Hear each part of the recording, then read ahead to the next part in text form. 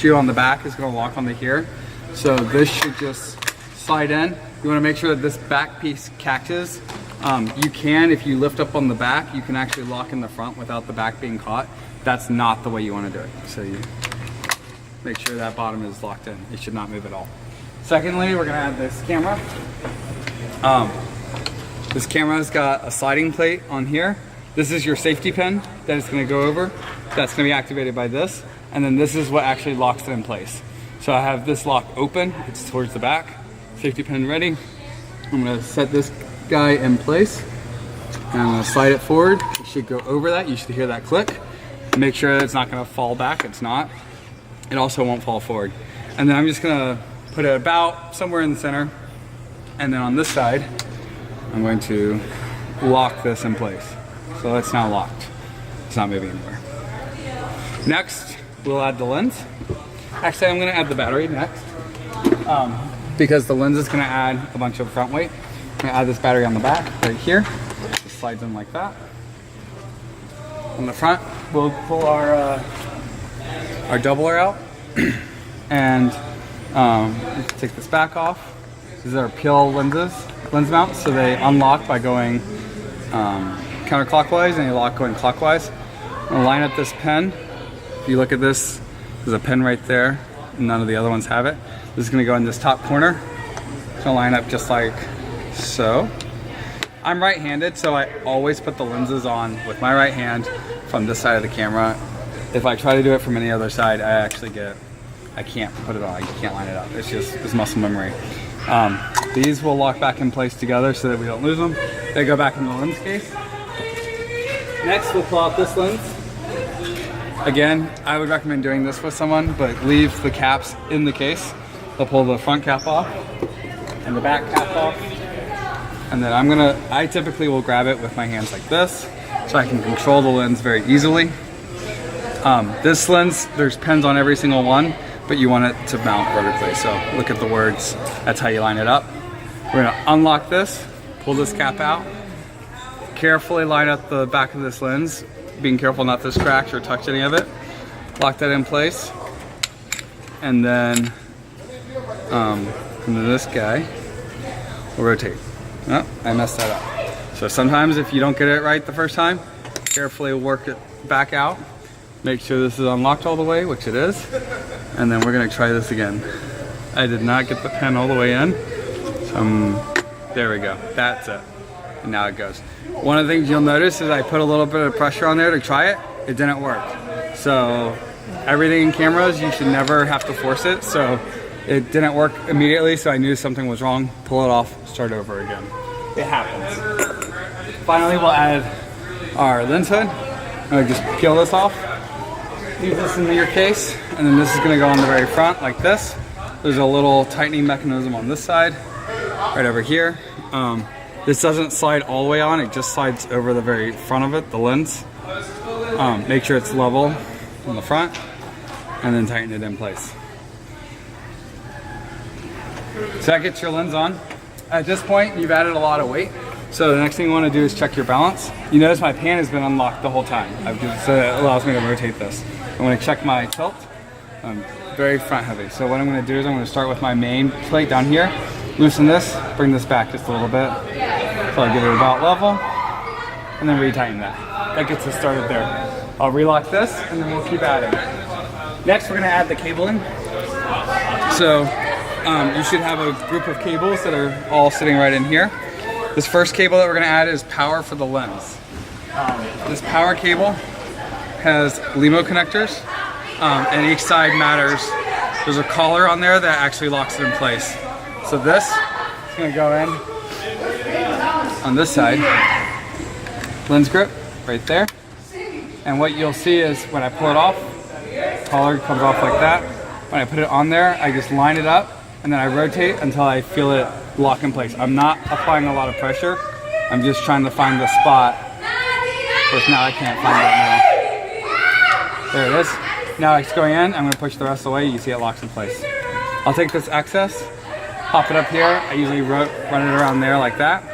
And then I'm going to take this guy and it's going to go into this lens power. So there's There's focus and zoom, which are written up here so you can see it. And then there's this lens power back here. Make sure you read the labels. If you put the wrong cable in the wrong spot, it's not gonna work. So, and again, I'm just gonna rotate this until I find where it clicks. Clicks in like that. And that is how you get that set. So that's nice and neat. Mr. Teacher? Yeah. So next. Let's pull it this way? Yeah. I mean, it's locked right here? Yeah. So this goes down. And Yeah, just leave it. I'll take care of that later. Okay, because he unlocked it and I didn't want to leave it unlocked. It's fine. You know, when you don't lock your car, stuff goes missing. I don't mess up the most expensive thing ever. No worries. It's fine.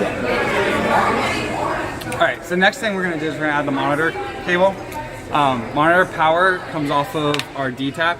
You can go either off the battery or off this actual D-tap. Since this is the only power being plugged in, we're going to go off of this because that allows us to move the monitor really easily. Make sure you look at the direction of the D. It actually has to line up. You put it in backwards, it's not going to work. So that flips in like that. Finally, I'm going to add the SDI cable for our monitor. It's going to go into SDI 2. SDI 1 is going to be your main return video back to video, and Genlock is going to be your sync. Your power is right here on the end, and then finally your network is what allows us to control the camera remotely.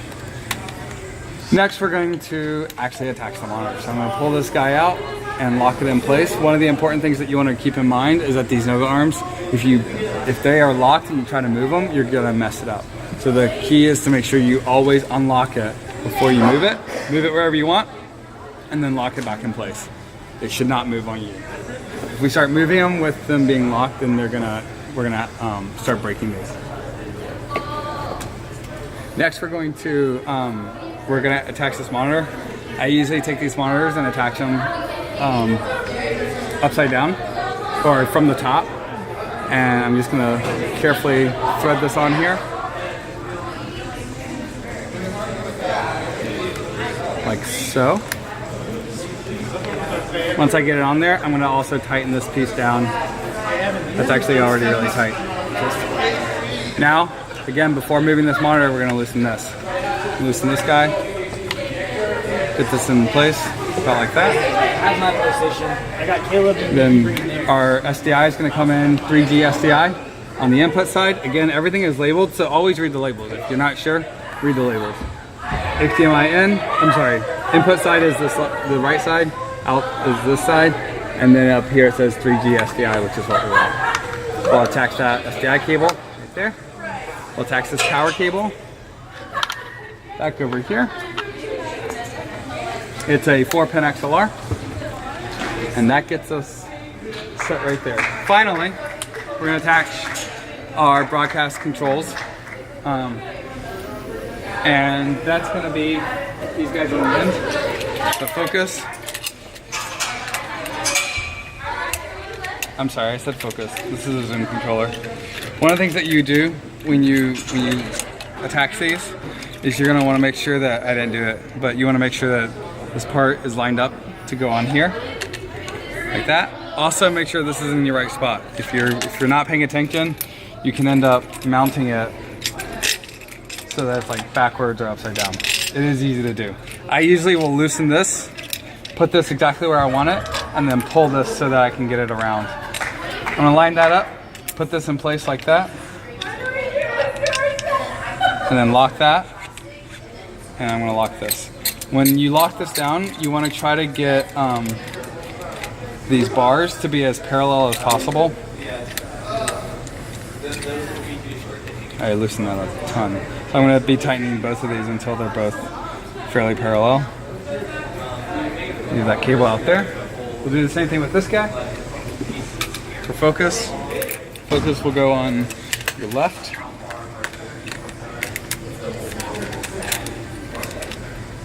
I'm going to attach both of these like that. Finally, both of these cables will come up here. Again, these are labeled. This is for your zoom controller, and it's going to go into zoom right here. Focus goes into here.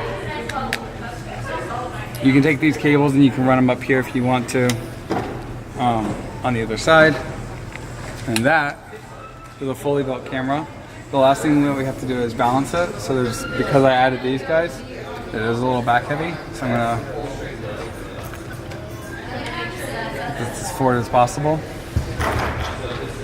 The other thing when you're balancing, I'm gonna retighten that, is you wanna make sure your fluid's all the way out. So I'm gonna go to my tilt fluid, bring it all the way down, and then I'm gonna try putting it in a couple of different positions. One of the things that you'll notice is when I'm in this position, make sure it's not moving. It looks like it's moving just a little bit down.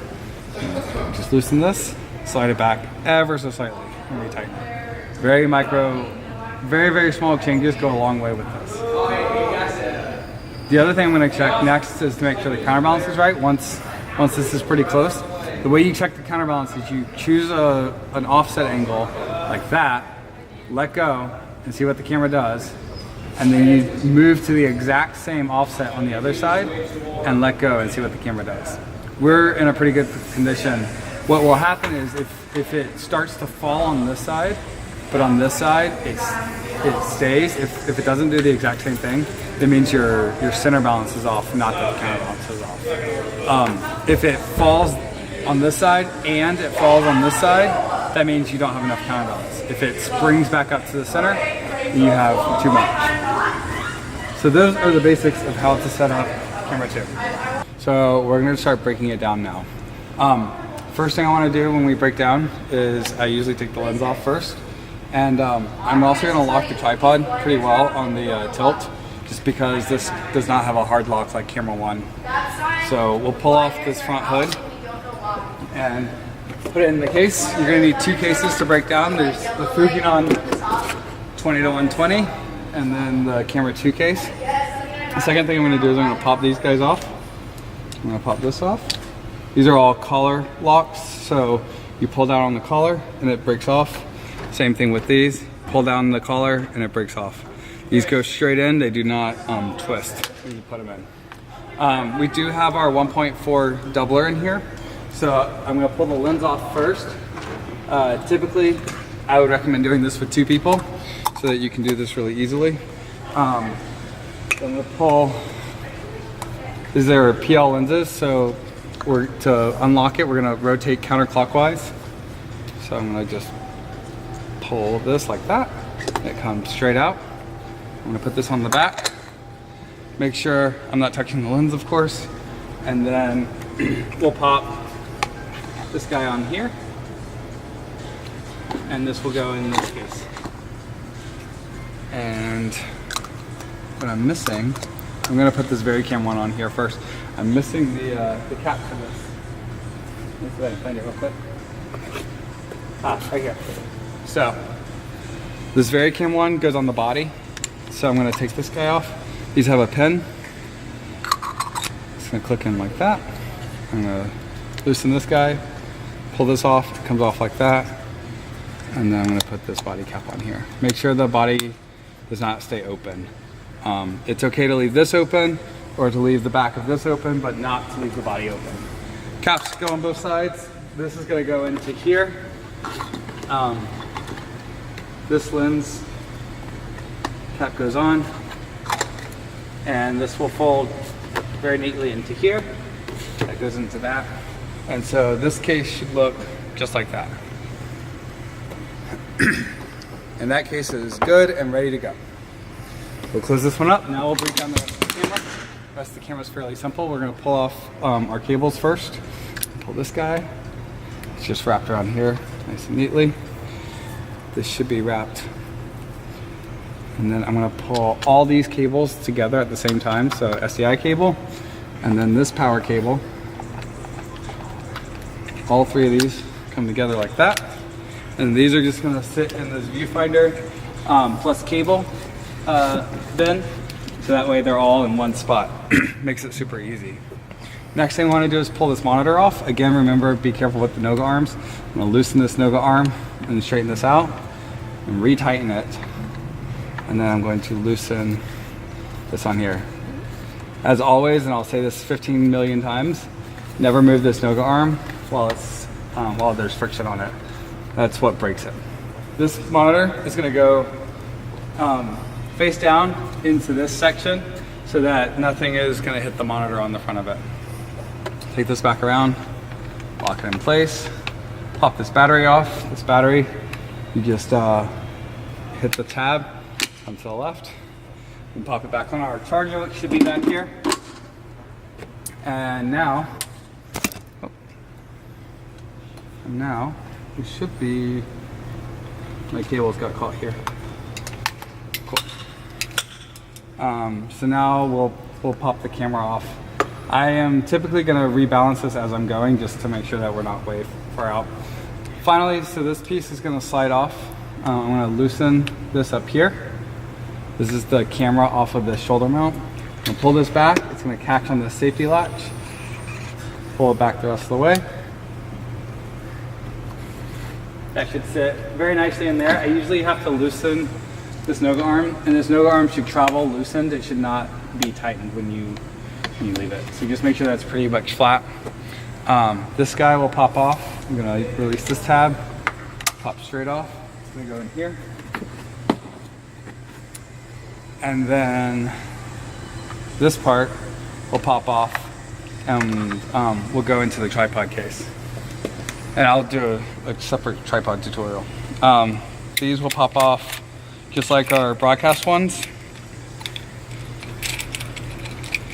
We'll fold these up neatly.